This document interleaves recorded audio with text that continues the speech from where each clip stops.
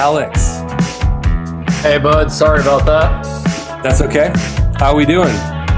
We're doing okay. Got the camera set up. Got the mic set up. Me too. Gonna throw some headphones on so the feed's back. For sure. How long's the recording on this? Well, I thought you were only good for a half hour, so. I can do a half hour. I can do a little longer, whatever you need. I need what you need, Alex. This is your time. You're the star right now. Oh, that's not true. And you're far too kind. Well, I'm the host. That's how it works. Okay. There you go. Tell me when you're ready. I'm good to go. All right. Alex Kack. You might know him as the guy who laughed at City Hall, City Council, Yeah, same thing. in Tucson. We're going to start off real easy, and then we're going to work our way up and just start off with some intro questions, okay? Love it. I love it. 9/11, was it planes or was it a hologram? 20 seconds. Go ahead. Was it planes or was it a hologram? Explosives, yes or no? So, you want to know my 9/11 thing? Okay. Are we doing just yes or no? Are we doing lightning around here, or are we doing explanation? Yes. Perfect. We're going to do both. Let's go. I'm going to say planes, obviously. See them with your eyes. I'm not ruling out explosives. That doesn't mean that I necessarily think it was this huge inside the U.S. government web to do so, because I have never believed that the Bush administration was competent enough to do something like that. Okay, time's up. Where are you from? I grew up in Phoenix. What's your bank account number? Oh shit! You can't remember. That's okay. Do you have a best friend? No. Oof. But you must have a friend who is the best of all of your friends. That's what that means. I have a cat. Yes. Okay. And honestly, I don't really like him. We're going to put that on hold and come back to. We're going to circle around back to that one. When do you think your parents are going to die? Don't answer that. That's a tough one, man. Soon? Yeah. Okay. Great. Not great. Okay. Watch this. You chose green for the shirt at City Council. You realize you're walking into a green screen meme catastrophe. People are going to green screen all over your shirt, right? Oh, yeah. Okay, so we got a special treat for you. Let me just share my screen here.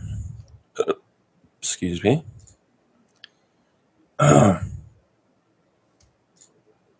Okay, ready? You see this? Oh, let me see them all. Okay, so here's you. If you're a doctor, here's green shirt guy. Here's our guest is on NBC. Hello, heard of it? Okay. So here we are as a doc, old Dr. Kack. All right. What else we got? Here's you as a lawyer. Oh, that's fancy. Right? Here's you as an angel. Wow. If you were ripped. Damn. Yeah. Both my grandmothers and all of my ex-girlfriends would have been so much more excited if either of those realities were true. Yeah. But yeah, you're not a doctor. No. I'm not ripped or an angel either. I thought you were going to say all of my ex-girlfriends were angels. And I was going to say, Oh. Well, Yeah. just a couple of them. Yeah, close enough. Yeah. At first, am I right? All right, Yeah. Watch this. Here's you as Jeff Bezos' yacht. And I don't know if you could see Jeff here. No, I can't. Okay, well, maybe in post, we'll increase the opacity there. And there's Jeff. This is Ghost of Jeff. He's right next to you, just like, and you kind of have like a sexual expression on your face too. And Jeff is right there, just being there with you. Okay, So we're gonna close this window. Thanks for playing along. That was a lot of fun. I spent hours on that. So Can you send all of those to me? yeah. Great, because that's gonna be slide 1 through 4 on my Tinder profile now. Woo! Glad to. Yeah. Did people still do Tinder during quarantine? I deleted mine, but people were popping off before that. Yeah. You like swipe through and match, and you'd be like, I just want to like talk to someone, and they'd be like, you want to come over right now? I'd be like, no, that's how you get sick and die. But it's apocalypse mode. Everybody's like, we gotta just like do the damn thing. We have no time to waste. It's true. I mean, people were like, everyone who was single was like, I need to like get hitched right now. Like, let's have a kid. Let's get married. What? I don't want to watch Parks and Rec alone anymore. It's like the worst time to have a kid. Oh yeah, totally. I have friends who have like gone into labor during this year, this time period, and it's apparently it's a nightmare. I would think so. I mean, yeah, we have a friend also who had that happen to them. Let's talk about let's go to the very beginning where it all began. Hold on one second. I'm new to Zoom and I'm trying to figure out the buttons. We're gonna son of a bitch. I'm gonna edit this out. So don't worry about that. We're gonna get to your podcast in a second. I just found out about it, so I didn't have time to do any research. But okay, let's see if this works. Did you see the H3H3 segment on your thing? Do you know about H3? The H3 podcast, I do, and okay. I saw what they did on me, yeah, which was like. Let's watch a little bit of it. Let's do it.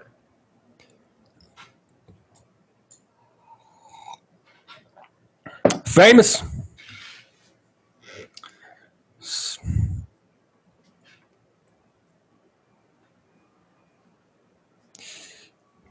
By the way, you've probably gone through this about 1,000 times at this point, answered all the questions about it and everything like a million times.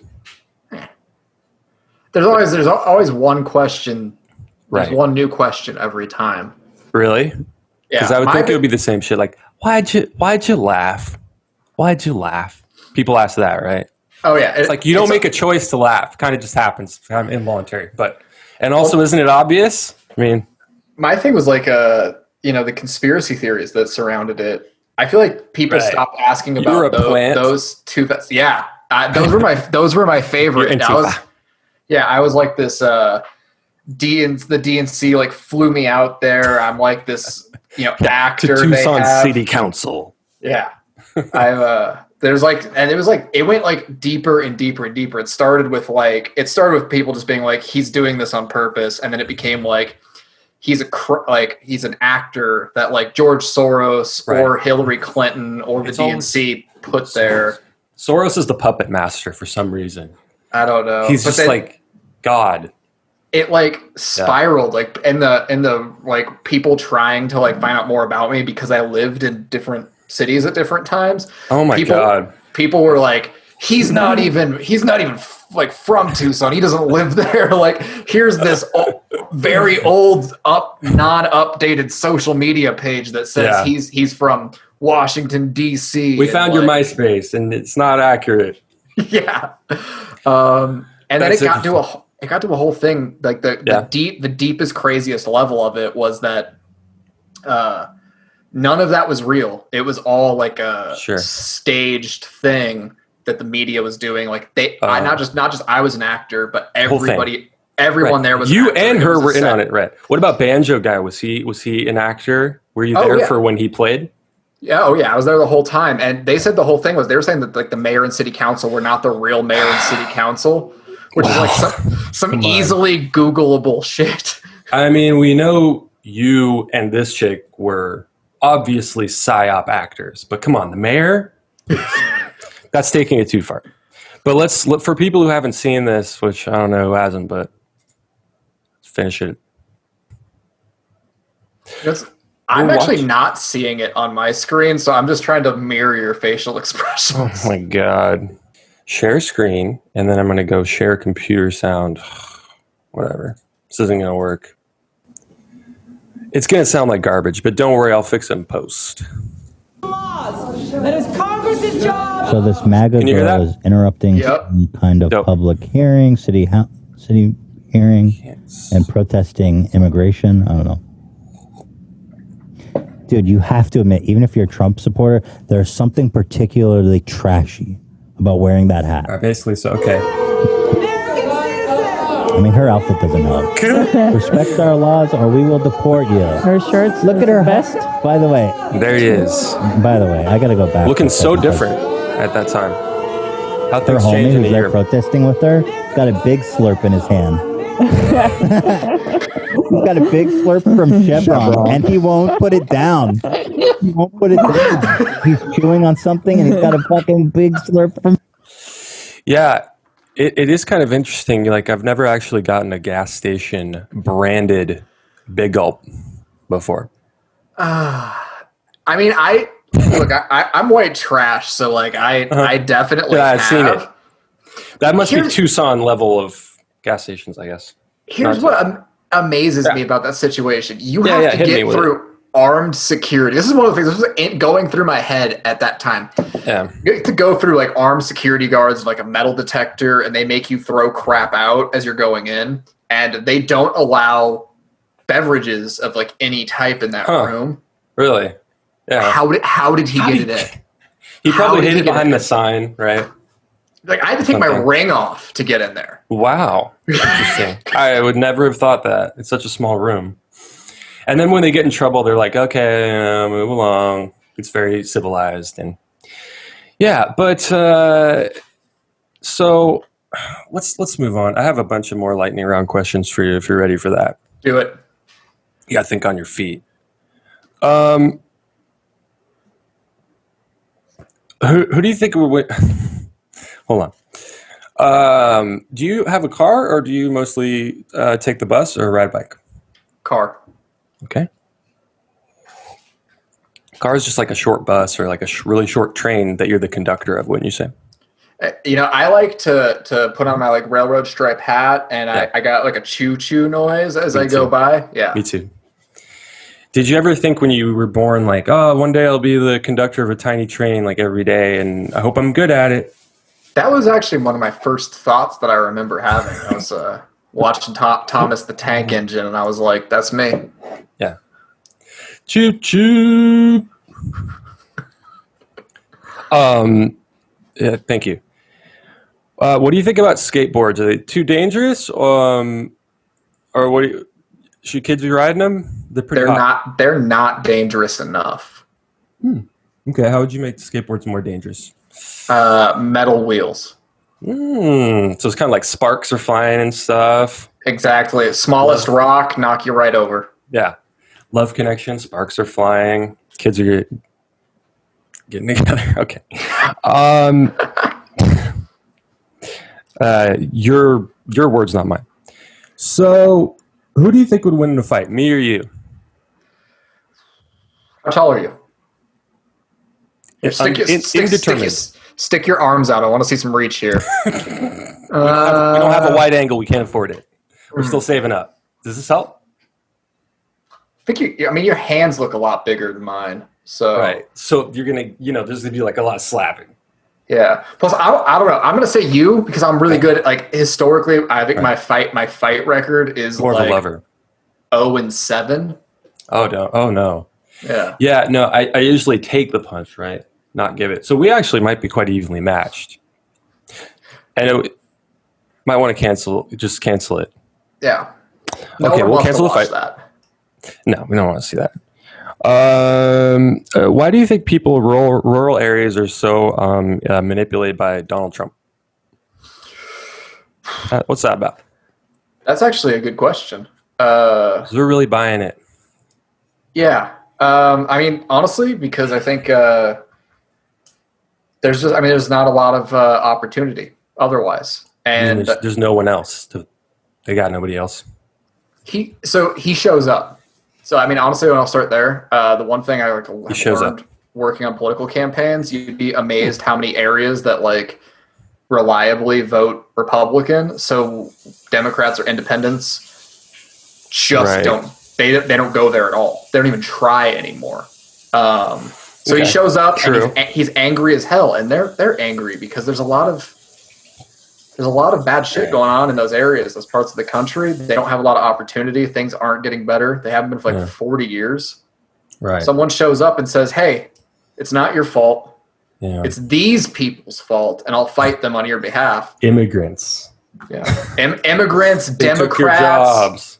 It's Yeah. like, yeah, immigrants took your job in rural areas. Like, that's not a thing. Okay. Like, yeah, I was really gonna pick fruit for my whole life, but then the immigrant took my job, and I was gonna work like I was gonna be a line cook, and then took my job. I mean, it's That's not a thing. But okay. It's not the reality of the situation at all. I mean, it's just classic misdirection, you know. But it works. It works if there's no one else there giving counter information or trying to help. Also, you know, just like a chock-a-box full of classic racism. It's not like you can't rule that out. That's very, very appealing for people in extremely white areas who just have media images to go by about other people. We're going to keep climate change. We're going to continue with the lightning round. Climate change, yes or no? Yes or no answer. Yes sir. Like, do I believe in it, or do I think it's a good thing? I'm not allowed to answer it to give you any more of a intro than that. Sorry. Yes. Okay, so you do like climate change. Interesting. I'm pro climate change. Nice. Birth control, yes or no? Not my issue. I don't take it personally. So no. Don't believe in birth control. Eugenics, yes or no? No, hard no. What if it's eugenics against white people? Still a hard no. I thought I'd throw a curveball at you. I thought you were one of those self-hating liberal white people. You know, Antifa hates white people. You know that, right? That's what I'm told. I haven't found it to be true, but well, I live in Portland, and I can tell you they're burning white people left and right. It's a real witch hunt.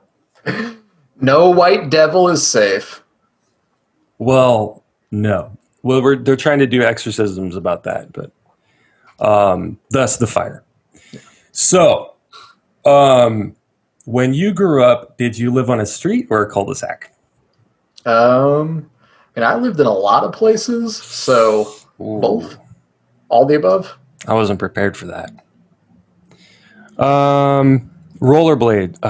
Damn it. Okay. Rollerblades, yes or no? No. Yeah.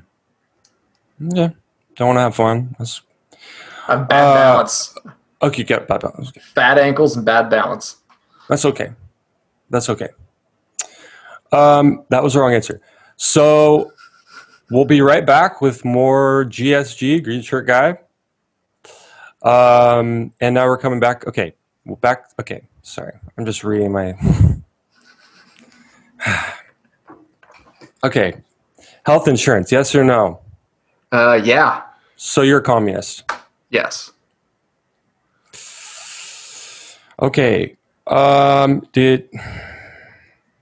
Did you read comic books when you were a kid?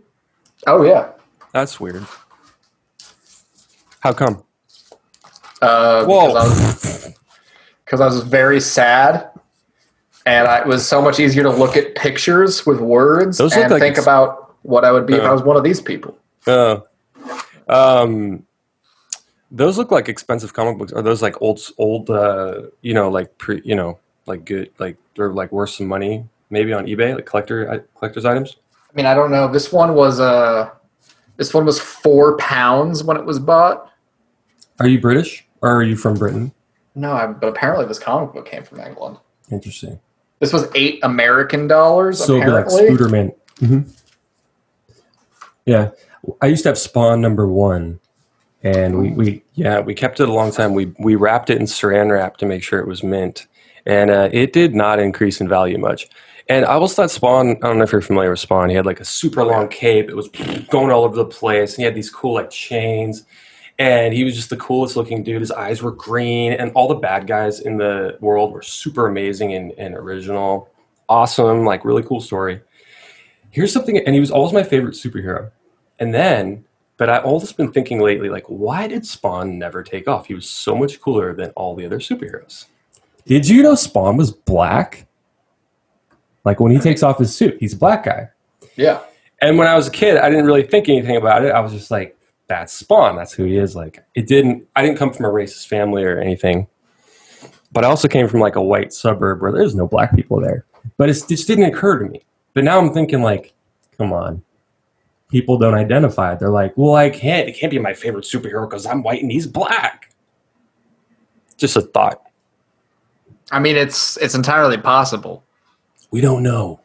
I feel like Spawn wasn't like marketed to kids though, really. Like kids were definitely into it, but like Right. it wasn't like because it was edgy.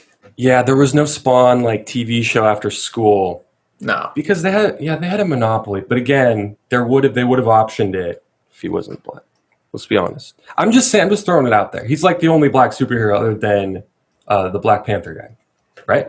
That you can think of. Can you name another one? I mean, I can, but I'm a nerd. Right. Yeah. Can you name one that I would know? Blade? Someone said that to me on Twitter, actually, and I said, Blade does not count. Like, there's no Blade comic books, right? Yeah, there is. Oh, is that based off comic book? Yeah, he's like a Marvel. He's a Marvel comic book character. What? He's like in the same world as the X-Men and Spider-Man. Oh my and all that. god, I'm so dumb. I had no idea. Yeah. Blade's pretty cool. When it was like the 70s, Blade is the best because like Wow. he had like an afro and he had like the sunglasses were much bigger instead of the little 90s ones, and his jacket was yellow. I don't know. I like 90s Blade. You know, I like his little sunglasses. It'd be even cool if they were like conservative, like Proud Boy sunglasses, right? That all reflecty and like you get them at the gas station. What is up with What is up with that, right? What is up with those The sunglasses? profile picture of people. I think a lot of those people are fake accounts. I really do. Because I've even seen one that's ridiculous where it's like one of those guys and then he's with like maybe his son or his nephew who's also wearing the same glasses but for kids. And that's their profile picture. And I'm like, is this like a filter I don't know about? Or you just it puts this on your face? Did you pop by Chevron? There's a weird gas station theme with these people.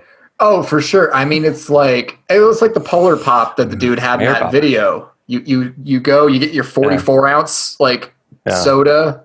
You get your like Dale Earnhardt commemorative memorial glasses. Yeah. And if you're feeling real frisky, if you're living on the edge a little bit, for $8 you can get like a straw Bret Michaels hat. Oh yeah. Who's that? Bret Michaels? Is he a race car driver, right? No, he was a Poison. He's every rose has its thorn. Oh, he had a straw hat. Yeah. I mean, he was just like That's like weird. a bandana and like rhinestones on his jeans. Yeah, I was thinking recently, actually, the right, they don't have like any comedians, right? Like they're not funny and they don't really seem to have much of a sense of humor, No. right? Like No, all the definitely jokes, all the memes, it's all leftists that are funny and come up with funny content and who are joking around. I swear to God, the far left, like Antifa or whoever you want to call it, they're like, everything is so jokey that they're like ironically overthrowing capitalism right now. It's like, they're like, wouldn't it be funny? Like, we're like doing it, but we're not. Like, we're just kind of like ironic about it. But like, we're like ironically throwing a Molotov cocktail. You know what I mean? But I know, I mean, it's true. It's humor is a good way to convey a message, right? And but you have to the thing about humor is to make it work, to make comedy work, you have to kind of be punching up at something. And that's the opposite of like the right position, which is like based on punching down. Punching down. You're so right. They But- should embrace, but they also claim victim status. So they should embrace that and start punching up, right? I mean, I guess. But that's why. There's a BBC article about, or a Really? thing about the BBC about this recently, where like they kept getting complaints that all the like comedy shows that they were putting out was like, you know, Leftist. from like a liberal bent and making fun of Tories and blah blah blah. So Right. they hired a new guy to like overhaul the writing department for their sitcoms and my God. try to find conservative like comedic actors, writers, and producers. And Just like couldn't do it. this dude was hired like with the sole purpose of like being a straight conservative white dude to hire more people like that, and he couldn't find one. He just sat there for hours listening to pitches, and he came back and just said they were all Right. terrible. Because you've got young, like these weirdly random millennial people like Ben Shapiro, and I'm forgetting the other guy's name, but but they're not funny and they're not trying to be funny. They're No. just upset, they're just mad. The funniest thing about Damn them homeless is people. like laughing at them. Yeah. Or I, like look at like what happens with like comedians who have big comedy careers and then become super conservative, like Adam Carolla or Dennis Miller. Like they're just not funny anymore. They're just like, they put out an hour stand-up special and it's just an angry old man screaming at the people in the front row of his own show. Like the people who bought tickets. Get out of here! Yeah. Because they know. Great. That's right. That's the weird thing. It's like they know that they're not conservative somehow. It's like, those are your fans. Shouldn't they be? I don't know. It's interesting. It's There's a lot to. Back to the lightning round. Lay it on me. Okay. I think we have more. We did When Are Your Parents Gonna Die? We did the green screen. Did you have CDs when you were a kid? Oh yeah. Oh, feel old yet? I had cassettes. What's that? No. Oh, shit. Sorry. Okay. What do you think about, you ever had sliders burgers or like small cheese? Why do they call them that? I mean, they're not sliding around, They're not sliding anywhere. Where do you think that comes from? Because this has been bothering me. I think it's like, you like put them in a basket, you like slide them over to somebody. I don't think you could slide things out of a basket. Oh, Al. you can. You can. See, the thing Slide about the basket. Yeah, you slide the basket. See, the thing is like You put anything in a basket. you Come get on. here's how it goes, right? You get your Alright. burger basket, you put your fries in there, curly Okay. or steak, Any kind. and then if you're gonna put a full quarter-pound burger in that bitch and try to slide it, it's gonna be unbalanced. You put some sliders Wow. in that basket, you can position them so that you can Yeah. slide that bad boy down a counter. With some oil and just like Applebee's is like pretty slick tables in the first place, right? Like Sam Malone with a beer across a bar top. Who's Sam Malone? It's You lost Cheers. That's a Cheers reference. Feel old yet? I mean, like always, my hip has cracked twice while I've been sitting in this chair talking to you. Crack, crack. Cheers is a nice, smart show because they only had one set. It's just a bar. It's just one room. That's kind of it's cheating, isn't it? Don't you feel a little cheated when you see a film where it's like the whole thing takes place in someone's bedroom and in the hallway, and you're like, this is just low budget. It feels like they got rained out on their set at the last minute, and then they just threw this together. I like it. I struggle with lots of locations and characters or complex, concepts. I get lost. Give me 3 people in one room talking about 2 ideas. That's all I need to see. Yeah. 3 people in a room, 2 of whom can speak, 1 of whom is mute. Yeah. You Just throw a it. sign language. What? Two of them have sex. One of them gets killed One by of the them other watches. two. Yeah. That's a movie. I watch that movie every day. Before or after the sex? I mean, depends. That's up for the writers to decide. Okay? Yeah, we're not doing any free writing here today. No. I mean, that's why they get paid the big bucks. Absolutely. So, it's the apocalypse. I went to, we got out here instead of 7-Eleven, we have something called Plaid Pantry. And it's about half the class level of it's like a lower class 7-Eleven. It's really, really nice. And I was talking to the gentleman there, and he was saying, "How are you?" And I said, "Good." I said, "Just watching the apocalypse unfold." And he said, as if that was like not true. And I was like, "Yeah, but I was serious though, dude. Like at what point are we going to stop the whole consumerist sort of like we're always happy customer service? You know what I mean? Like, when's that breaking point going to happen? Because you go into any store, no matter what's going on in the country, 2020 has been the craziest. I feel like I'm in the fever dream. Everybody does. And yet I go into Whole Foods and buy whatever, and people are like, "Hey, how's it going?" And I'm like, "Yeah, it's going real bad." It's like, It's going real bad. you know what I mean? It's so weird. I mean, it's yeah. I don't know. I mean, You're okay with it's not the apocalypse though. Is the thing? It's just Interesting take. it's Let's not. expand. Yeah. Hit me with your best argument for that. Gas crisis in the 70s, World War II, Yeah. World War One, Spanish flu in 1918. You're like, we've been through this before. I mean, we haven't. That's why we're having such a hard time with it, right? Yeah. Because Yeah, that could be it. Could be it. I mean, yeah.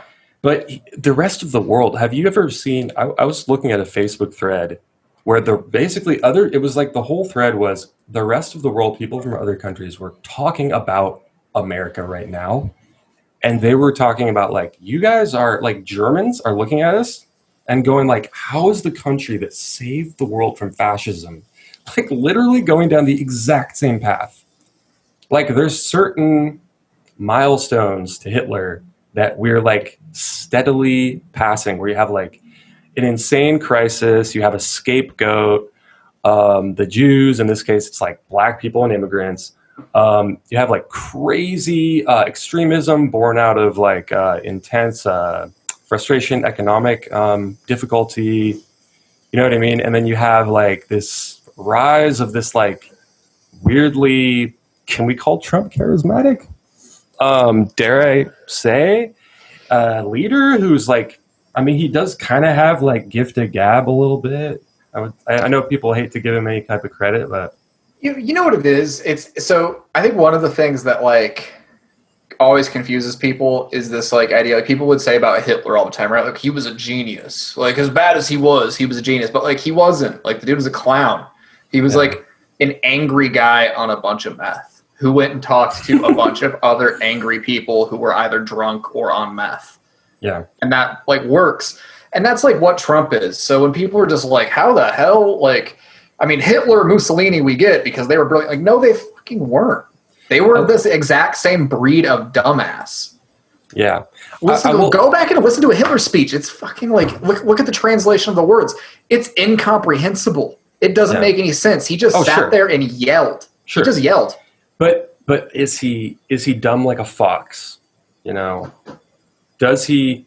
I mean, okay. Well, intelligence aside, right? There is one thing I've noticed that Trump can do that people are really not able to match, which is unfortunate.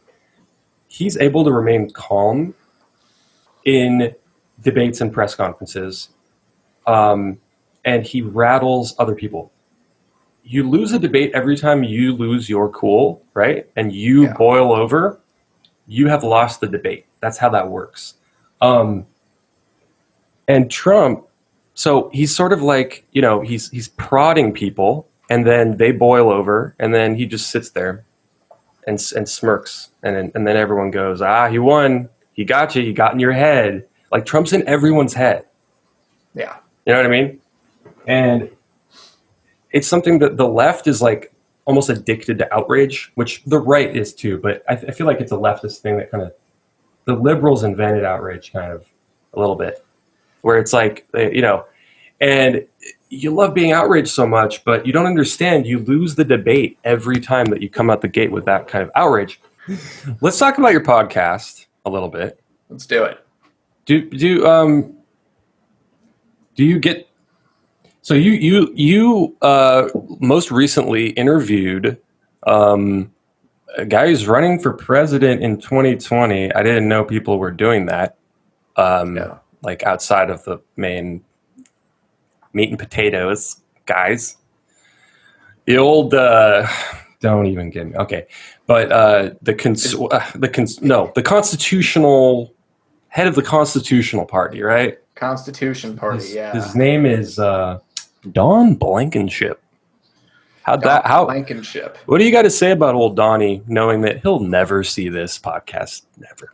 I'm gonna send it to him actually. So here's the thing. I have been interviewing like all the third party candidates. There's a bunch of them this year, really. Right. And so there's like the big ones are like Howie Hawkins, the Green nominee, and then Joe Jorgensen, the Libertarian. I did Howie. Okay. And I did Howie.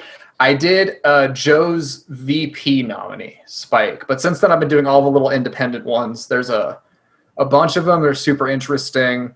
But yeah, the most recent one I did was Don. Don was a Republican, though. I mean, he was was like a super conservative, climate change denying Republican. Mm-hmm. And he was running for Senate. And he got into like a big fight with like Mitch McConnell and Donald Trump, and so they like weighed in and like endorsed his primary opponent. And he said like Mitch McConnell had like a secret family in China. I would not be surprised. I mean, I wouldn't either. But, don't they all? I mean, probably. Don't we all? Don't we all? That's the American dream. Let's not like let's not get crazy about. Too moral. We know about the left. But you have Kelly Bachman. Isn't that like who is that? Isn't that a person She's a stand-up comedian. Huh. Okay, I'm thinking of somebody else. So Kelly Bachman was a stand-up comedian who went viral last year because Harvey Weinstein showed up at an open mic show she was doing. Oh, it wasn't even like an open mic. It was like a booked show. And it was like, this was like after all the stuff that like came out about him. He's like pending court. He's like, I'm just gonna go take in a show and sit in the front row because that's a thing I can do. And she like lit his ass up and like she roasted him till he left, and it got caught on camera.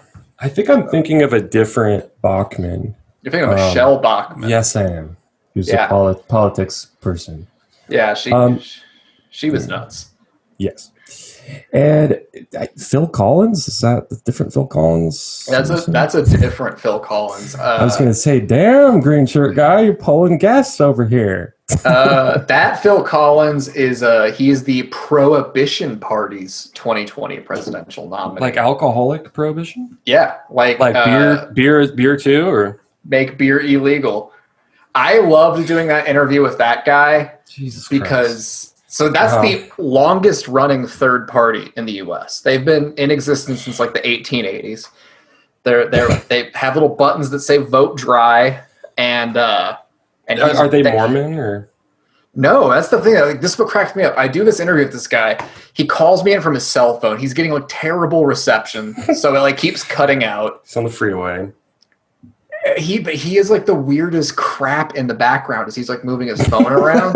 And like one of them is like this big oil painting. It's like super risque big oil painting of this like naked woman.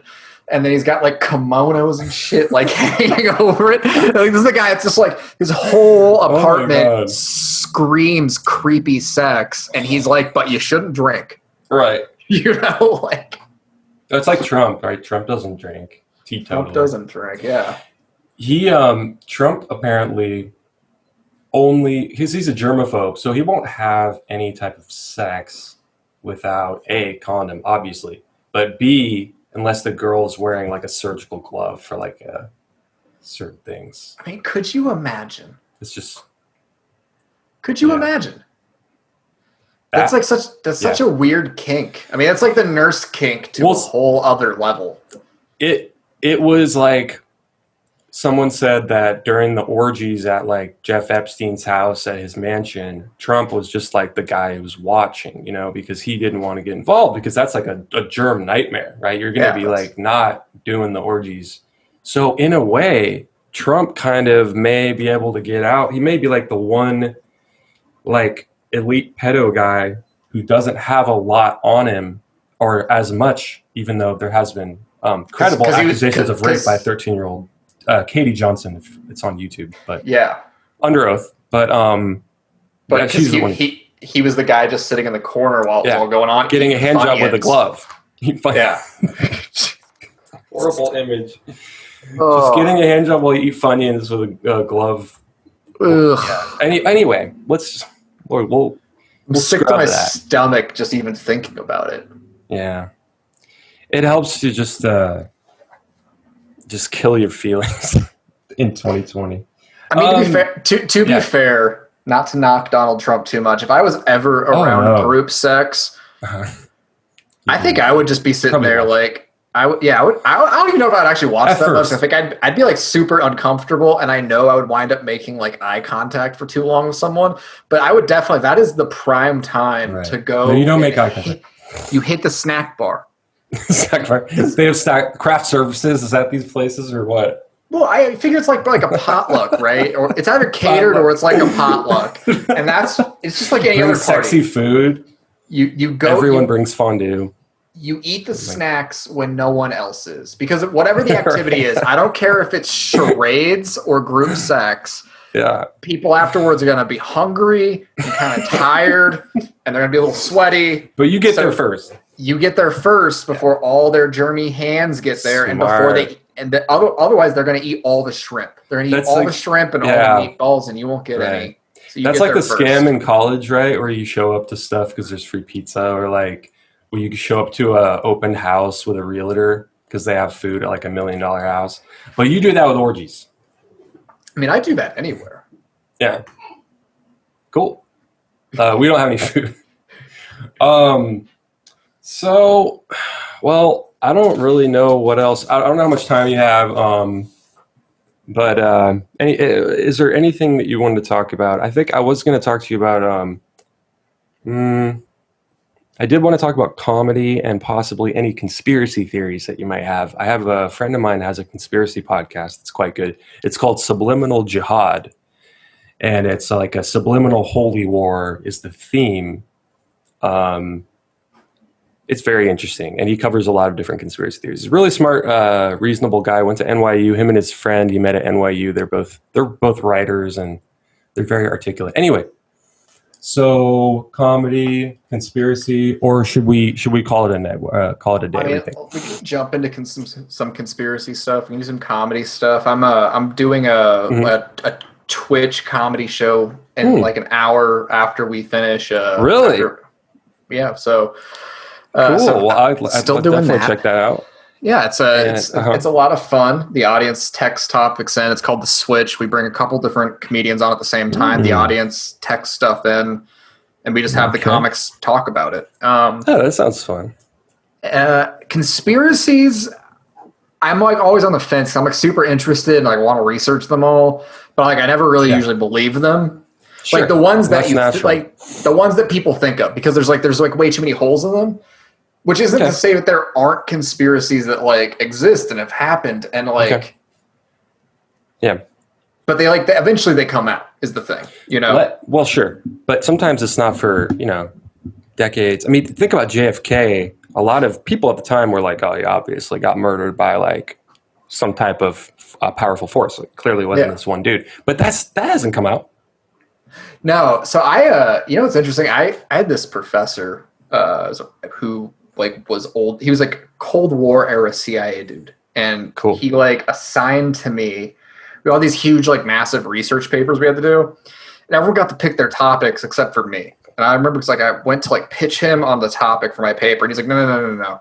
He's like, you're going to do one about the JFK assassination. You're going to pick one of the conspiracies. You have to pick one of the conspiracies. And then you have to sell me on why that's real instead of the official report.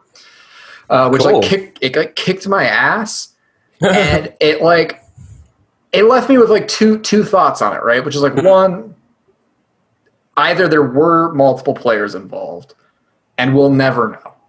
We'll just never know. Okay, we might know. What do you mean we'll never know?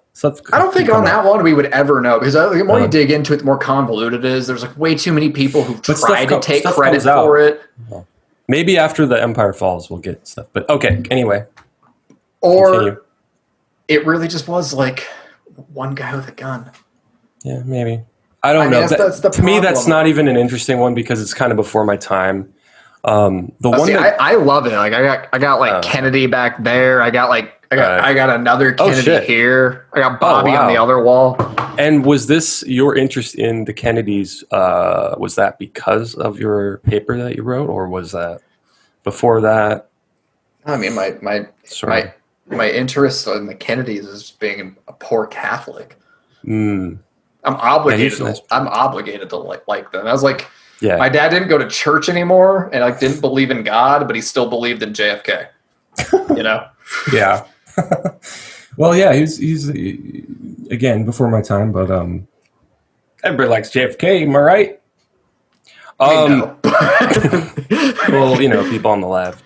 Yeah, I mean, they didn't like him so much they killed him and his brother and his son. Totally. I got a big blind spot with JFK. Apparently, like that's So here's the thing. Love that guy.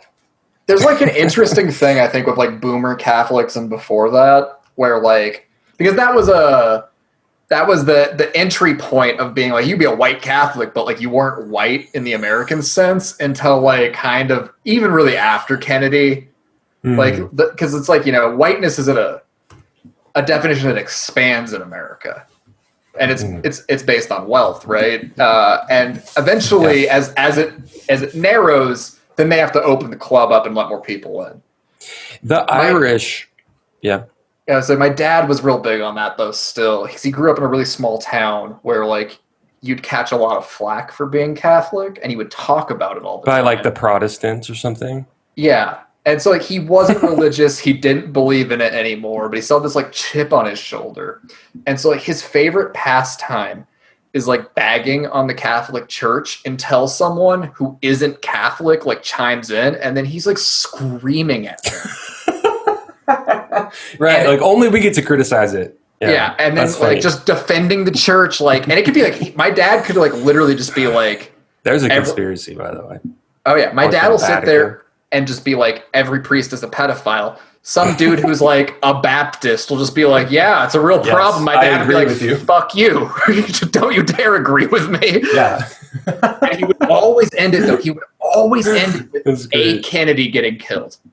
Like every time there'd be an escalating rant that would just be like, and what happens when we try to do our own thing? You kill a Kennedy. Like every time. Dunk stuff. LeBron James, Kennedy. Love it. That's great. Yeah, I mean, but it's interesting though that, you know, when you talk about white wealth, it's like the Irish. You know, did we ever get our piece of the pie? Who's like the poorest white? Who's like the poorest European white? I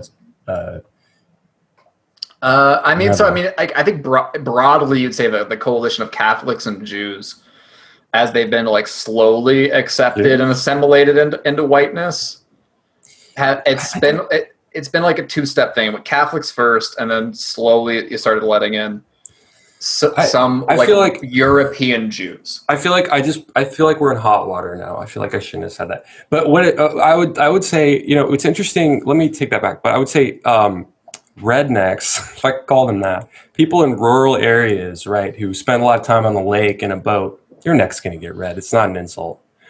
But they, what ethnicity or which type of white person are they? Because they're not Irish. There's no Irish people with a boat.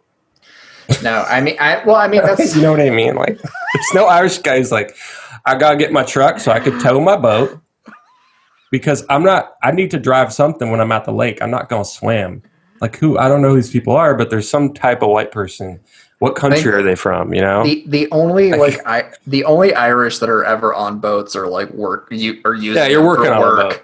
Yeah. It's either like, you know, Strange, it's right? like they're disposing of bodies or fishing. It's one of the two. Right. The Irish Mafia or something. Yeah, exactly. Uh, No, I mean, it's the thing, right? I mean, ultimately, it's all about like class politics. You know, as how Yeah. it breaks down, and like Right. that like veneer. So that's like how I was getting at, right? Like you expand the definition of whiteness. Whiteness is based on like an ability and access to have wealth, Mhm. and so you give this like false promise to white people that like is this idea that like racially they're superior, so maybe they won't always be poor, damn Right. well knowing that like if you're in the middle of nowhere Kentucky, Yeah. they're going to keep you poor because that's so you want to talk a conspiracy, that's the conspiracy. Yeah. And That's and a they're gonna, 500-year long unspoken conspiracy to like, right. you know, screw over working people and Yeah. then use a bullshit line of racial superiority as like a way to like Right. divide the working class further. Oh, sure. And, you know, here's something I don't hear talked about a lot, but that I've heard a couple different quotes that are kind of complement each other. One is that any empire or any, right, oppressive, like, capitalist, consumerist country, whatever, oligarchy, whatever you want to call it, can basically always oppress 10% of the population in perpetuity, like forever. So that's one thing. And then the second thing is when there's a revolution or a huge change, like a paradigm shift in a country or a society, it only takes 10% of the population to accomplish that. You don't need, most people are just like whining or upset on the sidelines like you see today on Twitter, you know, whatever, peeing their pants. And then meanwhile, 10% of the population's out there like doing stuff. So the empire, whoever the power structure is, knows that, right? They know that there's a fine line between, okay, we can oppress 10% of the population all the time, but it's that same 10% that's going to rise up and possibly cause a revolution. So you don't want to like play with that too much. And African Americans in this country are literally 10% of the population. It's just kind of an interesting, just couple of quotes and a fact that I find interesting. It is. I mean, that's it. But so, okay, I'll give you one conspiracy theory that I think is 100% true that I will argue to my death. It's actually the craziest one that Lay I think. it on me. Well, it's just 9/11. So I'll tell you why. Basically, it goes like this, okay? I think people have a light bulb moment where they realize, like I don't want to say, jet fuel can't melt steel beams. Like, it's not really, you don't even have to go that far. It's just like, look, if you have a 100-story building, okay, and it gets hit at the top, even if it gets knocked over, which, whatever, it's going to fall like a tree. It's going to timber over. It's not going to go and get pulverized into dust, which is what happened. So, clearly, it was demoed along with the airplane. Like, that was synchronized on purpose. Like, there's no way around that. And there's just no way around it. Like, there's no way one airplane can pulverize a 100-story building. That's not a thing. And if you look at the official theory of how or why it collapsed, they actually had to throw out their only theory that they had was called the pancake theory, where it just kept going. The problem is there's not enough weight to do that, first of all. So it's a completely untenable theory. It's also never happened before because it's impossible. And so that was quickly disproven by like a fuck ton of architects and engineers. And the commission was forced to scrub that theory completely. And if you go on their website, they don't have a theory for collapse. They don't have one because that was the only one that's even like you could even imagine, but it's impossible. And then that's all you got. So that's the problem, is that it really can't happen the way it did without demo. So then the problem is, okay, someone had to give access to those buildings for like a really long time to wire all those explosives. So that's the problem. And then the problem is the federal government never tested for explosives. They never considered that a possibility. So when you put all those three things together, to me, it's the most rock solid airtight conspiracy that we have. That's like, at some point, there's going to be a mass light bulb goes off where people are like, wait a minute, That was like they totally blew that shit up. So Anyway. I think I've heard it both ways, and so I would like to say this because one, a building wouldn't necessarily go over. I mean, you would have to hit it in the lower area. You know, it's like hitting a person, right? You hit a person in the gut, and they don't like fall forward; they crumple normally. You kick someone's like ankle out. That's a from underneath person, them, though. A building doesn't have knees. Well, but to some extent, like the concept, that's like the idea. I mean, a tree, cut a bit off a tree, Right. and it normally like it just kind of comes down. But that At the also bottom. there's that. Well, yeah. Versus like At the bottom of the tree. if you take it down at the tree, it tends to come like that, right? But let's say you just cut like a straight, just sticking up like branch off like that. You cut it down, it's gonna normally drop. But I'd say the same thing when you're when you're talking. And I know this because I just had a tree fall in my house. Yeah. And then watched them take it down. But I'd say the other side is, I mean, everything's burning out in the center, and it's all, you're talking cheap. Most of that thing is cheap drywall and crap like that. Nah, it's a steel building. The outside of it is, not the inside of it. No, it's the inside it's made up of a fuck ton of steel. You know, you can't have a 100-story building without steel all over the place. Well, of course, but I mean, it's also, you know, it was like late 20th century construction. For as much steel as there was in the skeleton of it. It was also designed to withstand planes flying into it. Like, they don't build 100-story buildings where they're like, well, let's see, what could happen to it? It's like, that's the first thing you'd think of. You're like, well, a plane could fly into it really easily because it's so tall. We should probably make sure. But here's the problem. Like, if you look at the footage, like, it doesn't just fall. It pulverizes into dust. Like, that's the problem. That doesn't happen from a plane. One plane can't do that. Unless the plane was strapped with like 1 million tons of explosives, which it wasn't. A plane is 1 million tons of explosives. So if you ever look at just like a plane crash on its own, it's going to create a fireball, but it's not going to pulverize a building that's made out of steel. That's not possible, Alex. I've seen them pulverize a mountain. Yeah, the mountains aren't made out of steel. Yeah, made out of rock. Again, okay, it goes like this in like 5 seconds. What are the odds? How even if it were possible for an airplane to pulverize a 100-story building, which it's not, it would never go straight down. It would go like this. What are the odds that it would be perfectly balanced on the whole surface area at the same time, floor after floor? Again, the official 9/11 report has no theory for a collapse. Anyway, I don't want to get into a whole debate because, like I said, I'll argue this to the grave. That's why you brought me here. Yeah, to dunk on me about 9/11. But I was going to say this. This is these are my big points on 9/11. I do want to get these ones out, right? Okay. So here's the thing. I'm not an expert, although I have watched, you mentioned there's a bunch of architects who've said it's not possible. There's a bunch of architects who've said it is possible, and here's how. There's tons of them out there. But there's 1,000 that have like an organization dedicated to educating people that. Yeah, but there are literally tons of them out there. That's the one thing, and they have better explanations than I do. The thing that sold me on the idea that it could have been a conspiracy, or there could be things we don't know, right? Was when you look at the blowout. That was a big selling point, I think, of the conspiracy of it being a controlled demolition, was the way the windows would blow out, which like a backdraft from like a multi-story fire could, I guess, do that in theory too. But the thing is, like, also, like, I'm not. You could tell me that there'd be explosives in there, and that like that wouldn't change my feelings or thoughts on it at all. Mm-hmm. How come?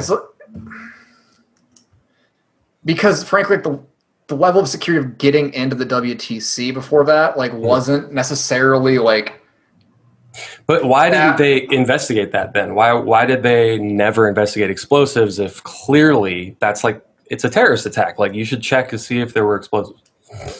Because like they're not great at any of this. This is why like they wrote like a 1,000-page report on it. I mean, not great at it. Hello, this was a terrorist attack. And clearly you're not satisfied with it, so they're not great at it. And this is the thing that like sells me about the idea of like the Bush administration. CIA, come on.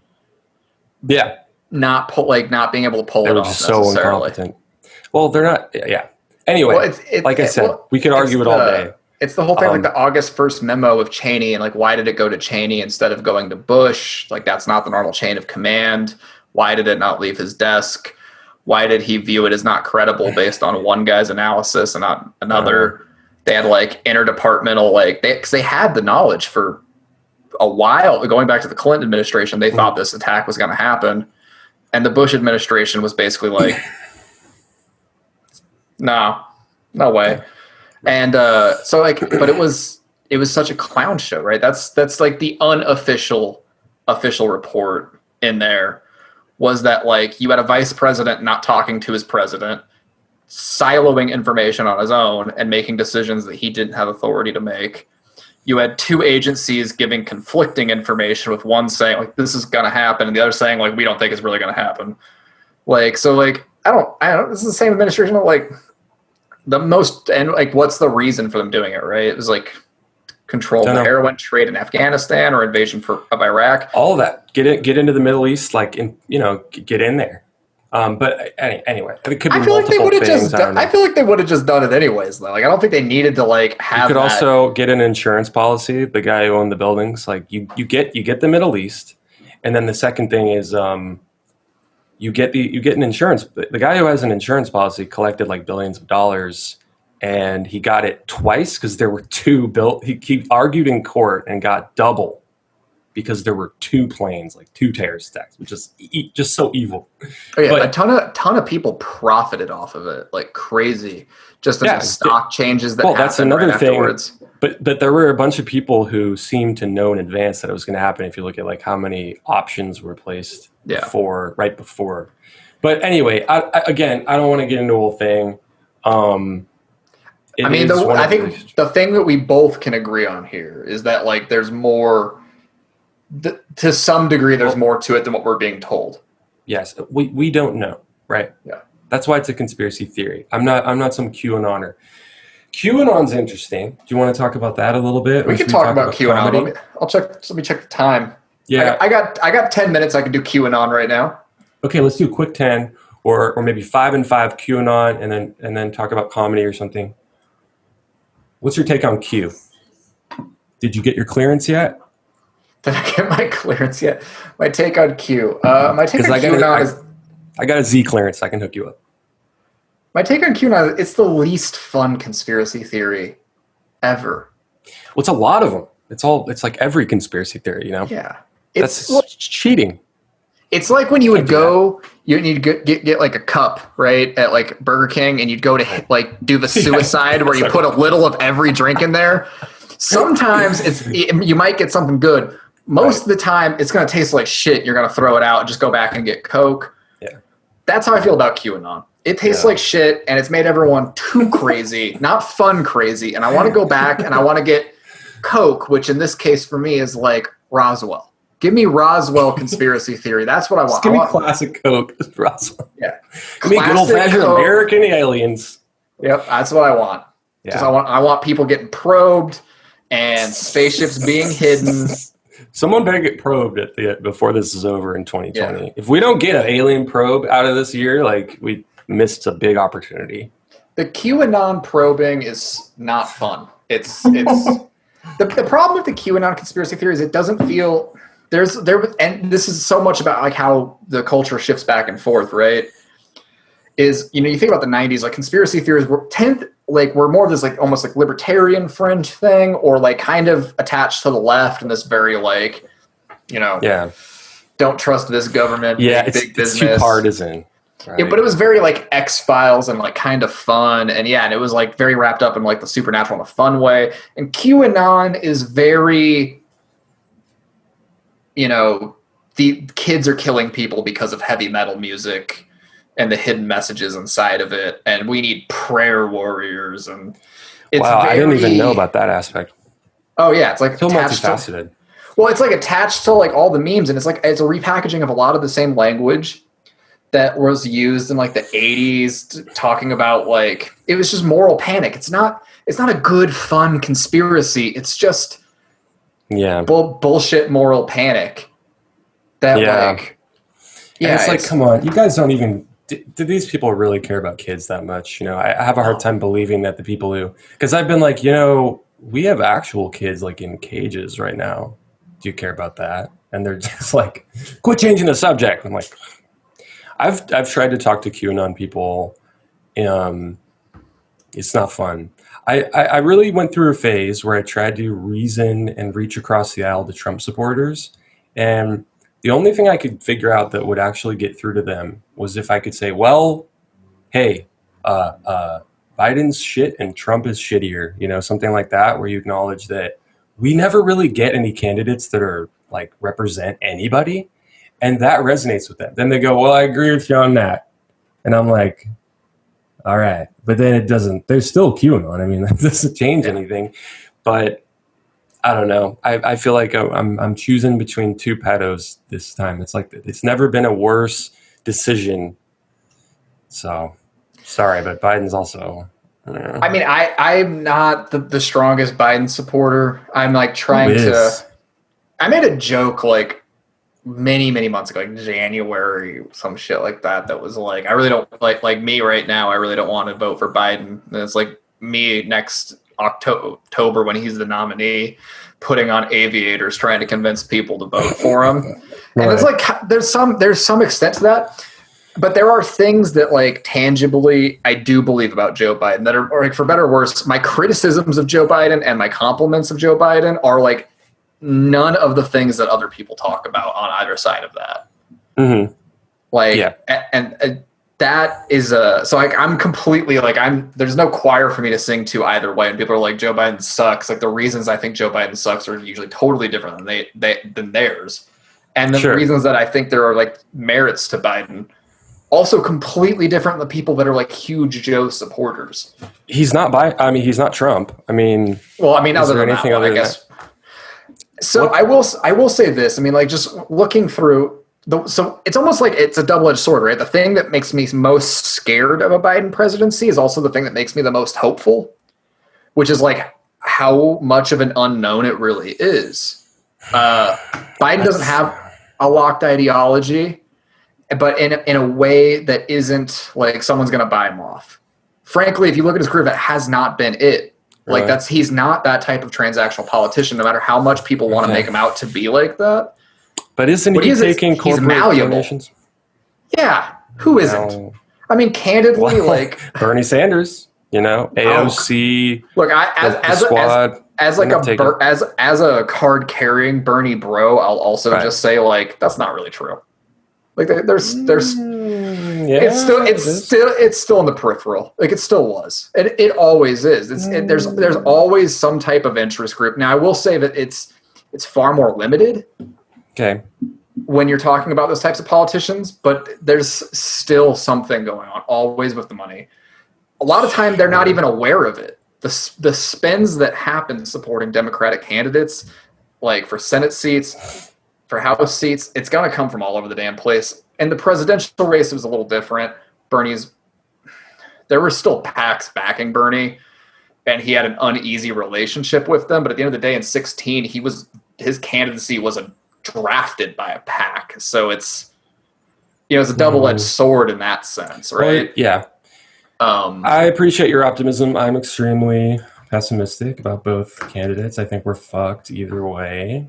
Well, it's my thing with Biden is I am fearful of his presidency for the same reason I'm hopeful of it, which is that like I think a Biden presidency and what you get from it is going to depend a lot on who he surrounds himself with. Sure. I would way rather. I'm going for that. Like, Biden drops out because the guy is losing. His cognitive ability. It's clear. That's not a conspiracy theory. But then you got Kamala, and to me, she is such a better candidate. Like, she would make such a better president than Joe Biden. It's like embarrassing. And everybody knows that. It's this elephant in the room. And they're always like putting her donkey in the room. They're putting her first,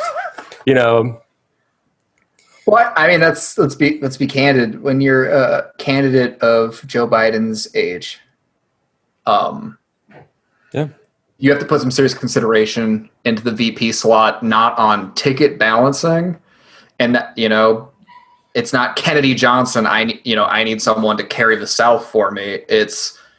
Well, Biden's pretty conservative for a Democrat. He was the conservative VP for Obama. For Obama. Who, even Obama's a centrist, really wasn't progressive. I mean, he was progressive for his time, right? I mean, if you look at everyone that ran on that stage, right, you could argue that, I mean, Kucinich was to the left of him.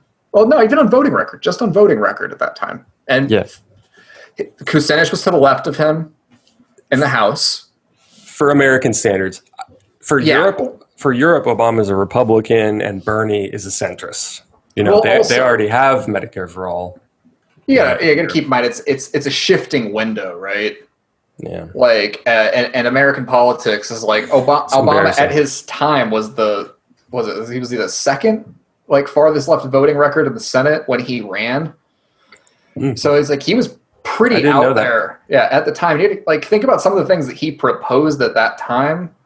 Like, there was a long period of time where the idea of a single payer healthcare option, or of single payer healthcare, or of some type of public option program that you could buy into, or that would be given to the poor and the elderly, etc., blah blah, was kind of the norm that was discussed on the right and left in this country, and just how do you pull it off? And then you get that from Theodore Roosevelt to Jimmy Carter, and then starting in the 80s, it's non grata. No one's talking about this anymore. We're over it. You know, if you're not from Massachusetts, you can't talk about it. That conversation doesn't come up again until Obama's running on the public option. Yeah. You know? So, I mean, it shifts, and you could say, you could say Gravel, you could say Kucinich were to the left of him in 2008, but, I mean, on some issues, they kind of weren't. Gravel wanted, I love Mike Gravel. I think he's an American hero in a lot of ways. But, he also was pretty cozy on the idea of, reinstating a draft, which was, a weird thing that, do we not have a draft? We have selective service. So, Mike Gravel, this is what's so weird, right, about that whole concept. Mike Gravel was, instrumental in ending the draft, and then, when he was running for president a couple times, it was, quoted. Did a quick U-turn? Well, I don't know, because it's, such an unpopular idea. Diet draft. I don't know. I'd have to go back and rewatch the quotes, but he had some really bizarre quotes regarding his own role in that time period of winding selective service down, which I thought was a really weird, kind of unique thing. I know that they forced me to sign something about selective service when I turned 18. I got something in the mail when I was in high school, and I was I either didn't sign it and kind of just threw it away, or I signed it and I've never heard anything about it since. I've tried to be recruited, and I was I was talking to the recruiter on the phone on my cell phone, and I was like, hey, dude, would love to join the Army. Here's my thing. I refuse to kill anyone because I think the Army is a tool of the oligarchy. And so I don't want to be shuttled around these countries in the middle, millions of miles away. Anyway, and he was well, this might not be for you. Anyway, but support the troops. Thank you for whatever. So I think we're out of time. Thank you so much, Alex. This was a lot of fun. Alex is doing a Twitch show tonight. And it's called The Switch. The Switch on Twitch. Okay. The Switch on Twitch. It's probably do you have a URL? Or just Google it. It's Twitch TV / The Switch Comedy. The Switch Comedy. Okay. This isn't live. I'm so dumb. But you could catch this next week. It's every Saturday. Every Saturday. Great. Awesome. Okay. And you also have a podcast called Sorry for Rambling. Yep. Okay. And that's on YouTube. That's on YouTube and Spotify and Apple and all the other things. Spotify and Apple. And all right. Well, thank you so much. I love to have you on the show another time. Hopefully. Anytime you want. Great. Well, you're fantastic. Over and out, soldier. I don't know how to end. I'm not good with endings. No one is. I'm going to slowly turn off my mic. Yeah.